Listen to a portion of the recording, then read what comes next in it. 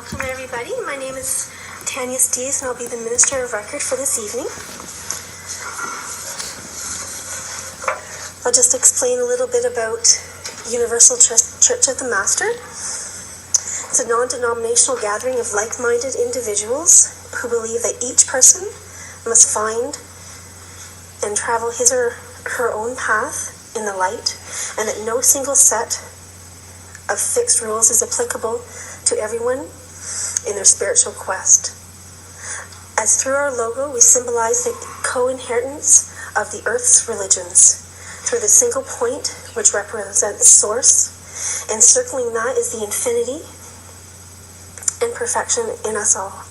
We see the four directions, the eight-spoked Dharma chakra of Buddhism, the labyrinth of Christianity, the yin and yang of Chinese religion, the symbol of science through the goddess and infinity, Mogan David of Judaism, and Sri Yantra of Hinduism, the Wicca or the Holy Grail, Unitarian Universalism, Zoroastrianism, Indian religions of Baha'i and Nishan Sub of Sikhism, the Crescent of Islam, and the 1,000 spoke wheel of Jainism, collectively contained in one world, one globe.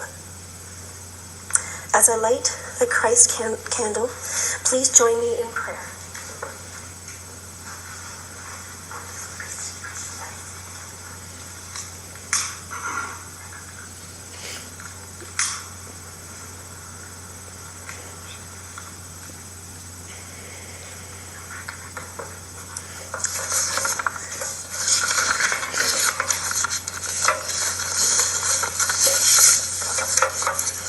I'll be reading the Aramaic prayer of Jesus.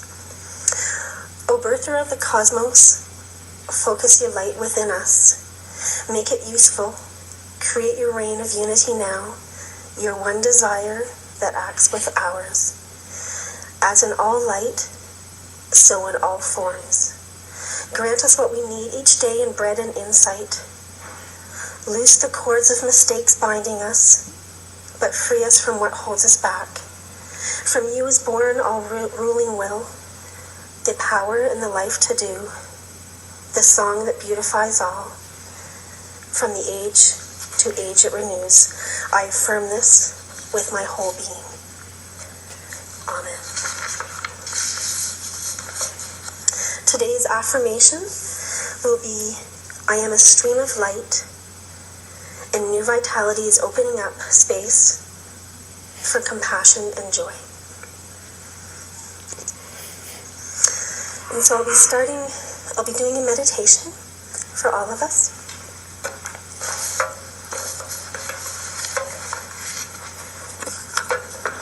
It'll be a guided meditation.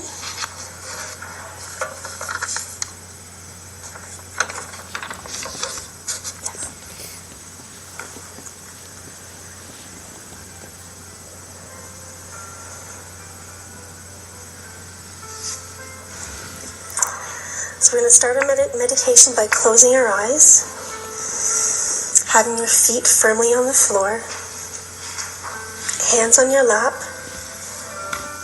and palms open. We're going to first take 3 deep breaths. Inhale, exhale.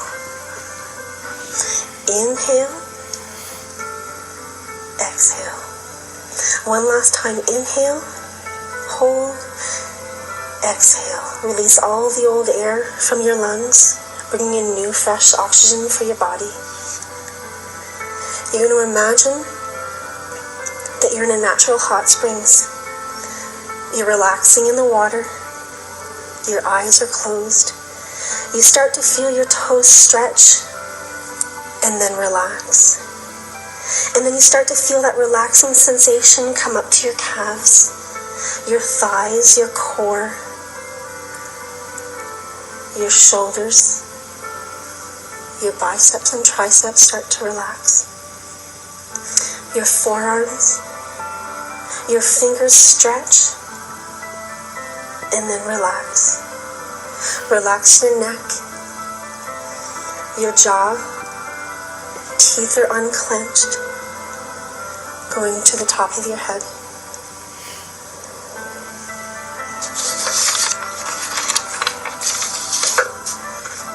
You are now surrounded by the beautiful white light covering your whole body, connecting you to Source. Feeling alive, you come out of the hot springs and are ready for a journey. You start the journey on a country dirt road. And on this road, you notice on the left-hand side that it's still winter. There's snow, there's cold, leafless trees. But on the right-hand side of the road, there's evergreen trees, birch trees, maple trees. You are standing there, and for a moment, you close your eyes and can smell the spring in the air. Fresh grass growing, buds growing on trees. You can hear the scurry of animals awakening from a long winter's nap. Butterflies flitting, birds fluttering, bees buzzing. And as you walk along this road, smelling the smells, feel the pebbles underneath your shoes and look around. You're going to go to the left side of the road, the winter side. Find a clearing and walk to it. You can sit there for a while if you like and ask your guides, your inner knowing, what you would like to let go of, what isn't serving you well, so that you may be your own true, authentic self.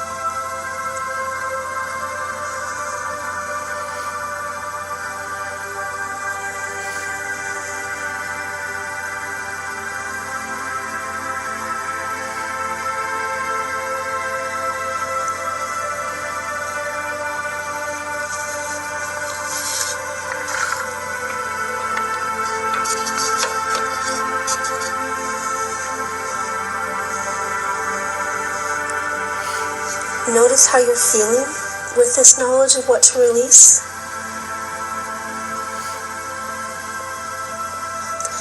And with that knowledge of what you need to release, leave all that behind you. Let it go. Feel that wind taking all of what you want to release just fly from you, clearing your mind, your body, your soul with the wind.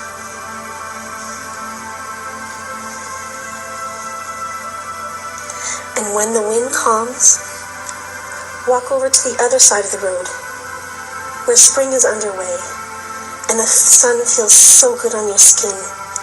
You feel alive. Flowers are blooming, buds are bursting, and light is all around. In the middle of a field, you see a wrapped gift. You walk over to it. You open up the present and you look inside. And what you see is a gift just for you. Something you would like to bring forward in your life. Your guide, or inner knowing, tells you and shows you how to do this. Spend a moment with this gift.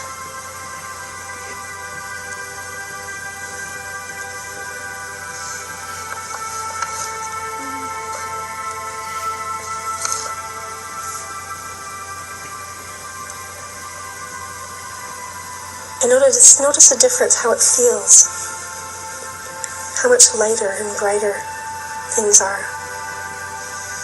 What a beautiful feeling. And take that gift with you as you journey back to the dirt road,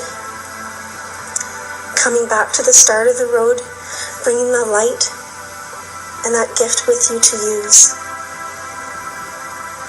As you slowly walk towards the end of the road, take the last look around you. You see new life, new beginnings.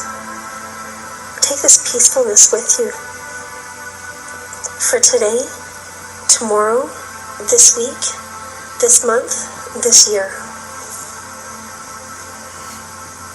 Take 3 deep breaths. Inhale, starting to move your hands, fingers. Exhale. Inhale again. And exhale. And one last deep inhale. Move your head side to side. Exhale it all out. and open your eyes when you're ready.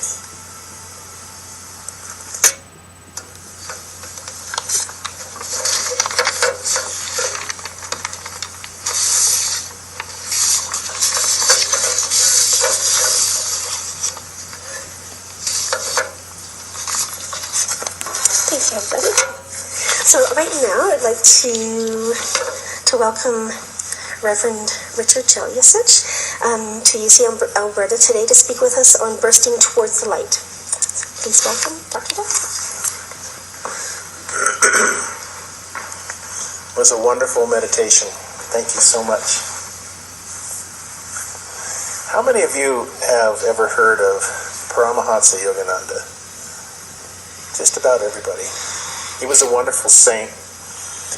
He passed away in 1952. His guru told him, come over to America and teach people about self-realization. And so he came over probably around 1920 or so, and he started San Francisco, LA, doing lectures mostly for free. And he got pretty popular. One day, his entourage is driving him over to where he's to speak. So he's sitting in the back in meditation. He's going to speak to about 2,000 people. And his staff is kind of hovering around in the back of the car with him. And he comes out of meditation while they're on the way over, and he goes, so, what am I supposed to speak about today? And they were shocked. They looked at him and they said, you're going to go talk to 2,000 people and you don't even know what the subject is they want you to speak about? He says, that's right. So he goes to the gathering, and of course, he said what needed to be said. We're in a very interesting time. Tomorrow is the equinox, where equal parts of daylight and nighttime shine upon our planet twice a year. Tomorrow is the vernal equinox, meaning spring. And so that's the subject of tonight, is bursting forth with light. So many times, you and I are called upon in our challenges to respond. And we feel like we're not prepared. Yogananda was an extemporaneous speaker. Extemporaneous means he knew that he was always prepared in the moment for whatever the moment would provide. He would say, Almighty God has given me everything I need. In fact, why should I even ask God for anything? Because God already knows what I need, so why should I ask? God already knows. He's already setting it in front of me. And when a person embarks upon a spiritual path, many people do not realize they never take the path by themselves. Even though it's an intimate path, even though the person has to open their hearts to the divine within them, there's always that divinity that is with them, that gives them whatever they require to meet the challenge in the moment. Here we are, a very young church, and you can ask questions as to how do we get more popular? How do we get more people to come to our church? Our goal is to help as many people as we can. And if Yogananda were to appear here physically, what do you think he would tell you? He would say, don't worry about it. He would say, focus on the task at hand. Have a strong faith in Mother, Father, God, and let your heart be led by the divine presence of that which God is. That's hard for us. As Dr. Moriyama used to say, we as human beings love to control our material environment. We want to know that the electricity is going to be on when we get home. We'd like to know that there's fresh water that's going to come out of the tap, that there's food in the refrigerator, that our bed will be there with sheets, everything we need. And the difference is, as a person starts to open and that light does start to burst forth from within you, you still control and want to manipulate the material world, but your motivation has entirely shifted. So this is a really cool thing about this time of year. Because one of the greatest things about being a human being is that we have a free will. And we can choose. And this is the time of year that is analogous to the seed. I know there's a lot of humor in Calgary about when to plant, because I've heard it said that it goes summer, fall, winter, spring, winter, spring, winter, spring, winter, spring, winter, spring, summer. And I've heard it said many times, and of course, Minister Layton has told me too, you don't dare plant anything until the May long weekend is over. Because if you put the little plant out in April, you go to Lowe's, or you go to Home Depot, or you go to the store and buy your little pony pack of plants, and you put them out in April, and you're so proud of how your garden looks. And then it's around May 20th, and there is this big snowfall. And you know that you have to plant your seeds again. The thing about this time of the year is the seed. What is it about a seed that has so much life in it that it can burst forth from its confines? Do you ever try to put a plant back in the seed, back in the shell? It is impossible. As the human being endeavors upon a spiritual path, there's many traps that we can fall into. Sometimes we can plant the seed before it's time. And we grow, and we're little tender shoots, and we're going like this, like, look at the sun. Oh, it's so cool. What's in that cloud over there? Is that snow? And so the little plant can have very big problems if planted too soon. There's a timing. And there's a timing to how this bursting forth takes place from within all of us. When a person takes a spiritual path, one of the traps is, I'm on a spiritual path. And it means that you're expecting something to happen. You're expecting to get to a level. You're expecting to get to some place. When the spiritual path is more like a beautiful flower, 50 petals in a rosebud, and over time, they all do this. How is it that all of those petals know exactly how to work with each other?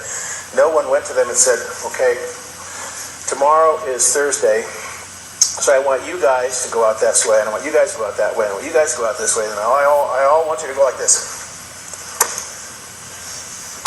Does it need to be told what to do? Every person has within them this unbounded wisdom. It's so difficult to describe. Deirdre was talking about it just before the church service started, how a fellow had taken a workshop, was asked how it went. It was a workshop on the chakras, and he said, well, I could explain it to you in 10 minutes, but it might take 10 years to really explain what's going on and what the profound changes are that this man experienced. So one of the traps along the path is to think that you're on a path, that I have to get somewhere, when it would be better to just simply let God's love shine on you and you grow at the rate you grow. Does a rose bloom at the same rate as a daisy? A daisy at the same rate as a chrysanthemum? A chrysanthemum at the same rate as a petunia? No. Are they all God's flowers? Sure. Are they all beautiful? Absolutely. Everyone has a beautiful, pure, divine blueprint. Everyone does. There was a woman wrote a book called The Inward Arc. Her name, Frances Vaughan. She wrote it around 1990 or so, and she talked about traps along the spiritual path. And when she was saying that the spiritual path itself can be a trap, is when we have all the right things. We buy the books by the Dalai Lama, we burn the incense, we have the prayer flags. Does that make you spiritual? Going to church doesn't make you any more holy than going to a garage makes you a mechanic. It's what you do with your life. not just in church, but all the time. What does it take to get from that place where you don't think you're prepared to this place where you're bursting forth with light? What is it that gets you from here, I'm all alone and I can't do this, to here, I'm blooming at the proper rate? And I've begun my seed to burst when it's time. When do you plant in Calgary? When do you plant in San Diego? When do you plant in southern Mexico? Every place has a different way of growing. Every person has a different way of growing. Many saints and masters talk about religions, and they say, in this way, because all religions talk so much about love and God, that every religion in that way is a good religion. Even in some of the Muslim, I'm not sure whether they're called temples, or I think they're called mosques, not being a Muslim myself, but one of the teachings there is they embrace the Christians and the Jewish people and people of other faith because they realize that they're all after the same thing. We just have a different way of looking at it. And some of us are roses, some of us are petunias, some of us are Gerber daisies, and so forth. Once the seed cracks, it's an honor to grow. When you were a kid, you went to school. Did one of your teachers ever do experiments with seeds where they would put a seed in the soil, but they put it right side up? Then they'd put another seed in the soil, but they would turn it upside down, so that when the shoot came out, it would be pointed down. And so every time they plant one of these seeds, no matter which way they orient the seed in the dirt, the little shoot always turns and faces up and goes straight up out of the earth. How does it know to do that? If you look at it logically, the seed's in the dirt, it's in the dark. How does it know where the sun is? If you were down in a cave and someone said, point up, you could point up because you feel gravity. So you'd go, well, I think it's that way, right? Because you would use your body. But when a seed grows, how does it know? How does it know which way is up? Every soul knows this. And the difference between staying in the seed and bursting forth, the difference between not planting and knowing when to plant, the difference between forcing it to bloom and allowing it to bloom, the difference between doing it by yourself and allowing God's light to shine forth is faith. That's the hardest thing about metaphysics, because it's so easy to conceptualize what that faith is. It's so easy. What's faith? I had it once, and I forgot. Well, that's the beauty, is you can choose and choose again. Have any of you ever made a mistake? Did you ever walk into another room of your house? You go into the room and you go, and you forgot why you walked into the room? Did you ever do that?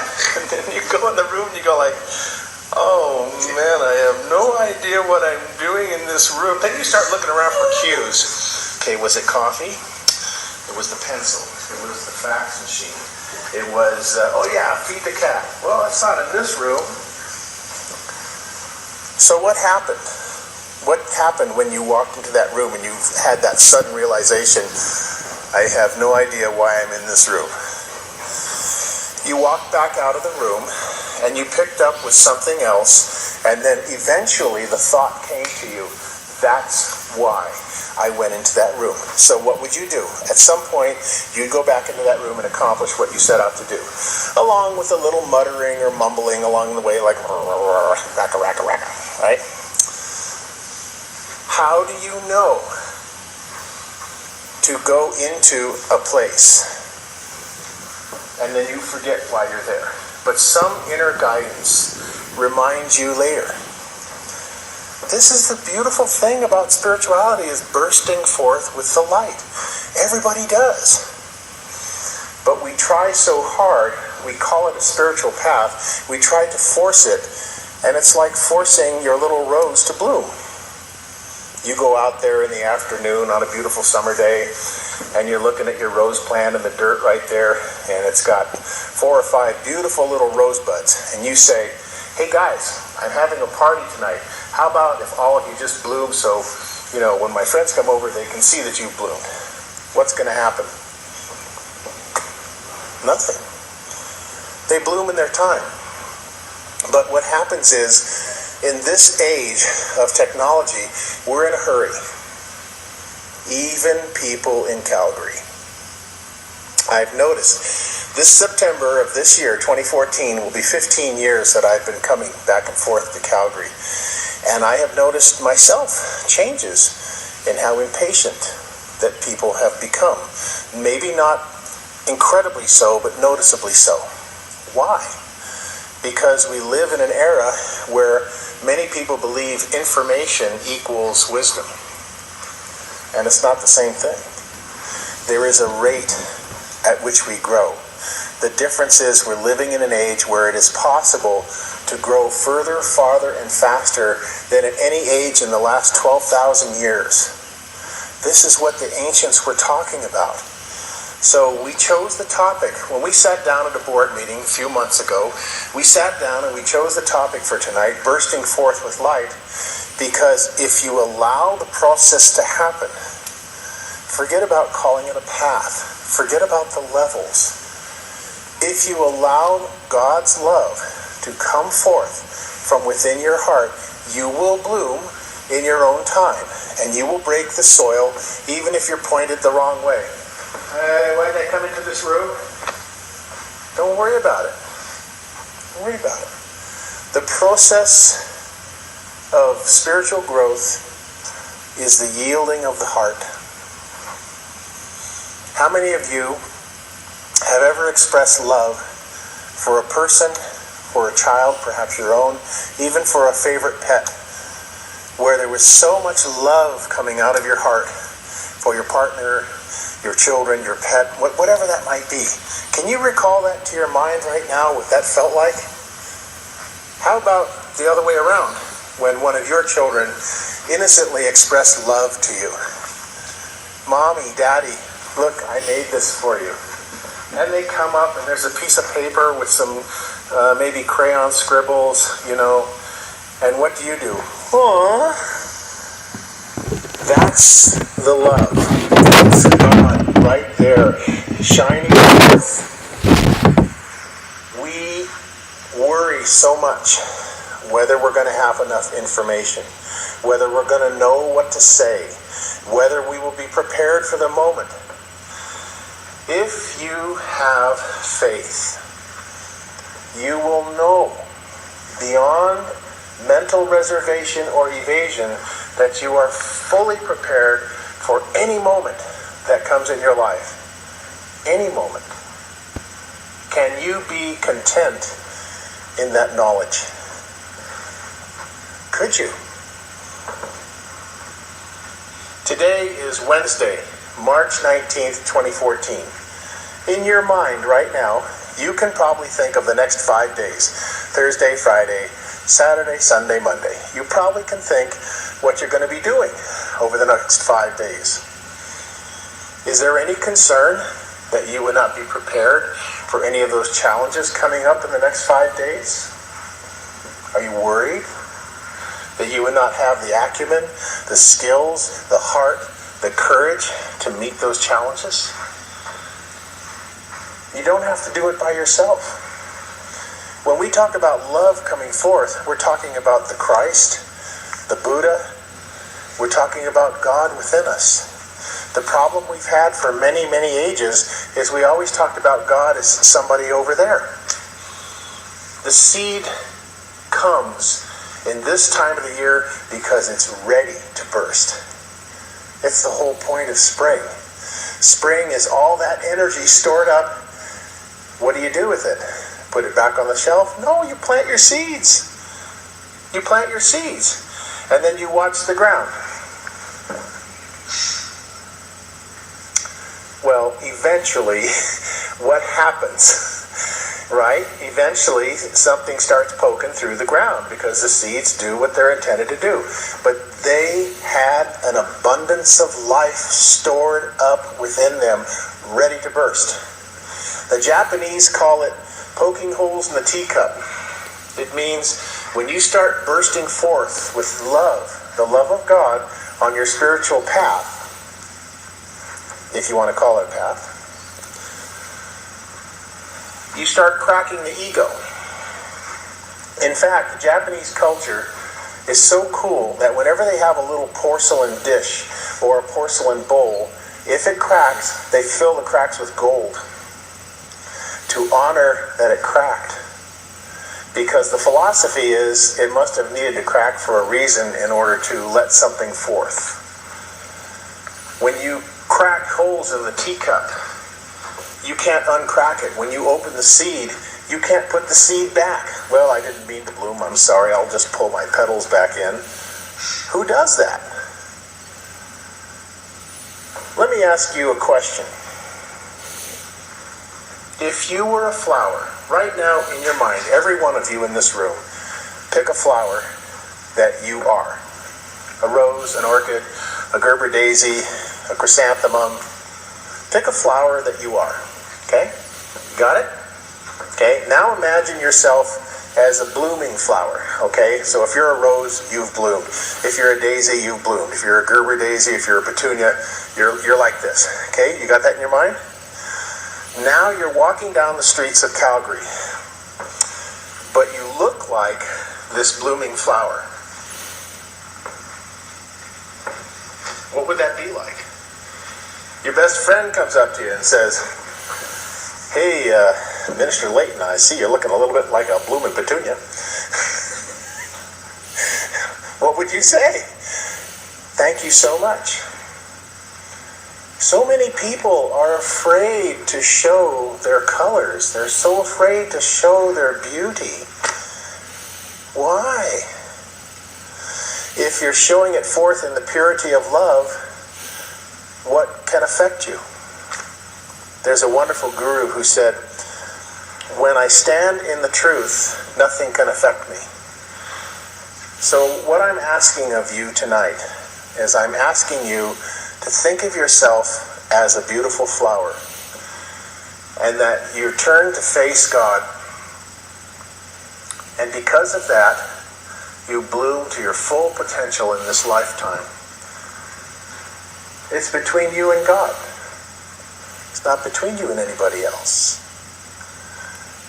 How best can you help other people? By fully blooming yourself. By fully opening and yielding with your heart. This is love.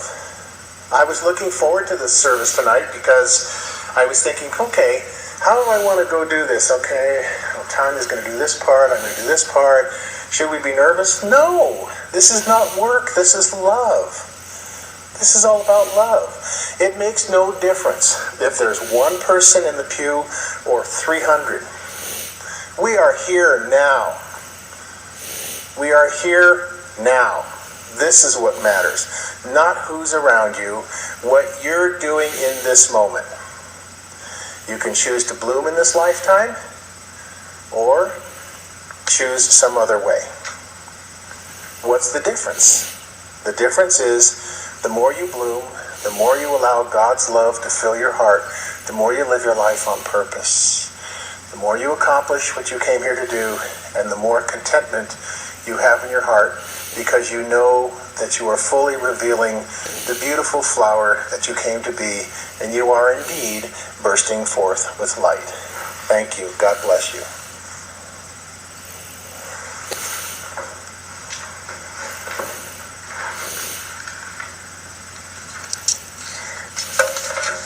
Thank you, Dr. Jess. That's good.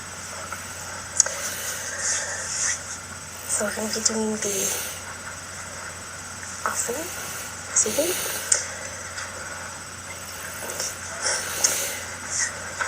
And as we enter into the flow of giving and receiving, we give thanks for the community around us and know that all support is from divine source.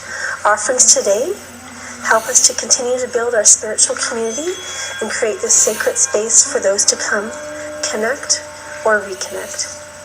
All offerings are of love and will be accepted as just that.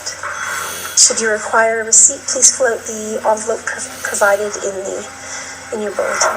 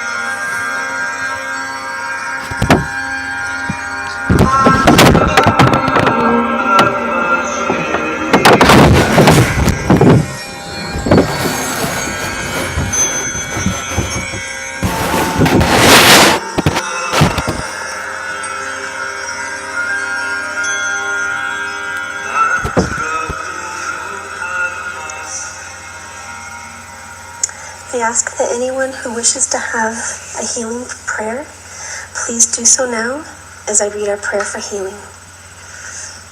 You can just think of the name if you like, or say it out loud. Infinite God and cosmic healing forces, may your limitless healing energies now flow to all those who are in need, whether through thought or audible name. We see them, surrounded by wondrous forces of light and love. The healing Christ is with them. Angels and guides attend them, administering healing life force energy to body, mind, and emotion. Soothing and healing, clearing and cleansing. For all the unlimited good that flow through our consciousness is now with them. And so we give thanks to God and the healing forces of spirit for the blessings which have been received. And now they will continue to flow as long as they are needed. So it is, and so it shall be. It is done. Amen.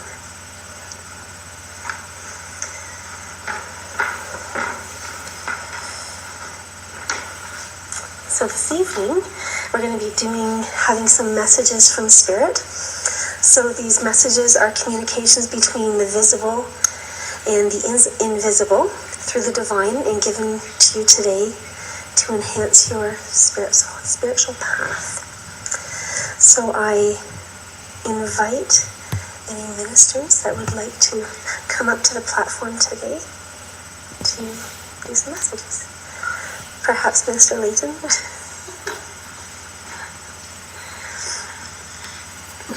Thank you, Minister.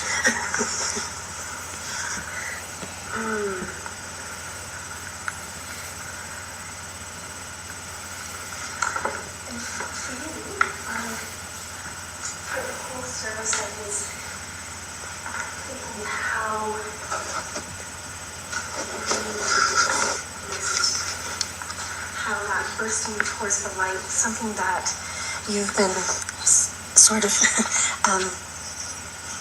not saying perhaps things that you need and holding back a little bit. And I feel that this bursting towards the light, where that seed that you will bloom when it's needed, that you need to allow. So just to be kind with yourself. And that was the biggest message that I feel that in the days to come that you're really going to feel that message.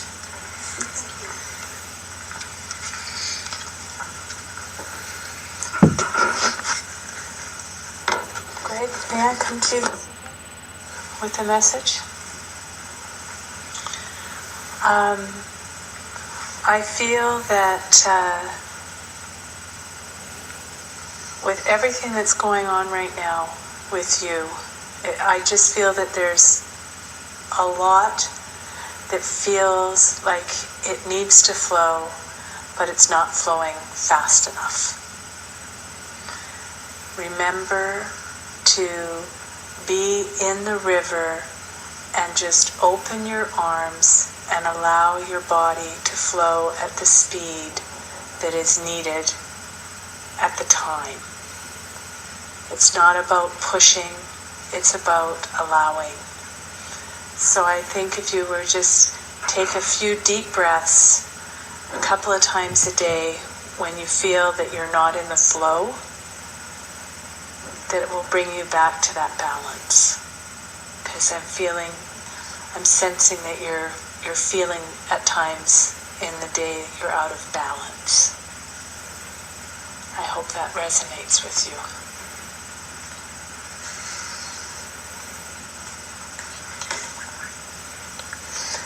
Sarah, is it okay if I come to you with a message?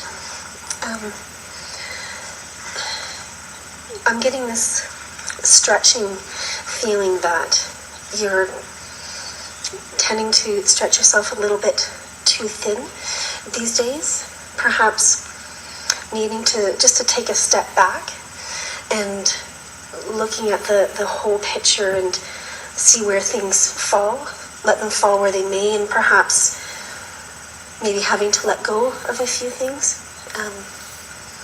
So I just want you to be kind to yourself with that. Thank you, Mr. Layton. And so for announcements, there's a new Healers Training Group in Calgary starting this weekend, March 22nd, Group 14. And it'll be meeting at the Families Matter office in the Trans-Canada Plaza, so 52nd Street and 16th Avenue Northeast. And our next service will be on April 16th, and we're going to be speaking about the graciousness of gratitude. Spiritual healings are still continuing at Unity every second and fourth Wednesday with Minister Deirdre Layton. And any other announcements?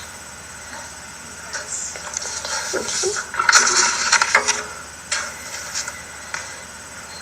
And I would like to ask Mr. Layton to kindly close our service with a prayer as we gather in a circle just at the back, holding hands, if that's okay.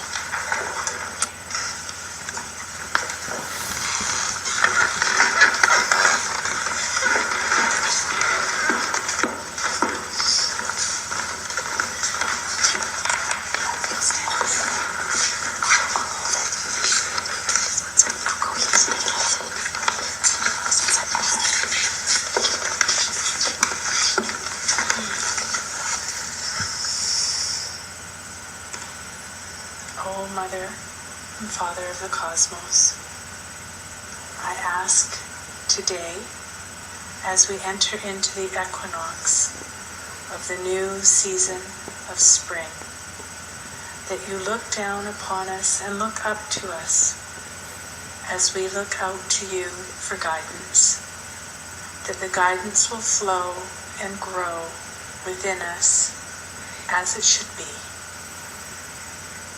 I ask that we all take a moment and realize the importance of the power of the One, that we all are standing here connected, and that the support of the One will help us all move down the path in the direction that is needed as we need it to come and be with us at the right time. As spring flows here before the end of the month and possibly into the next month, we learn with the feminine principle to just allow and understand that with the flow can also flow more winter, more spring, more winter, more spring, but eventually summer will blossom. And as I say this, and so it is. Thank you. And amen. Amen. Very well said.